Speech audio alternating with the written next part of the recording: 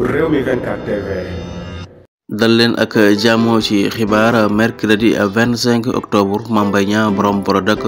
Mame Mbaye Niang xam ngeen ne rek le 26 octobre bi moom la waroon a doon audience à cassation digganteem ak Ousmane Sonko loole nag mujjul am dañ ko dàq ba mois bi nga xamante ne rek mooy novembre ci diggante Ousmane Sonko ak Mame Mbaye Niang mu doon loo xamante ne la moo waral ñu dàq ko nag ñu ne rek procureur ba jamono yi ma nga ci def ab liggéey boo xamante ne rek bu paree rek dinañu jàpp date ba kon loolu lañu xam la ci diggante Mame Mbaye Niang ak Ousmane Sonko ci boobu jamono sax kii di Ousmane Sonko jamono yi ma nga en réanimation fële ci hôpital principal mu doon loo xamante ne avocat bi ña ngay xam la ne kii di Ousmane Sonko daal dinay sonn lool rek ba nga xamante ne rek jamono yi mënul boppam dara kon foofu la Sénégal toll kon daal Mame Mbaye Niang audience à cassation bi nga xamante ne rek waroon na dox ci digganteem ak Sonko suba la waroon a doon ca tribunal ba fi mu toll ni daal dinañ koy dàq mu daal di jëm ci mois novembre fi ñuy wax ak yéen nii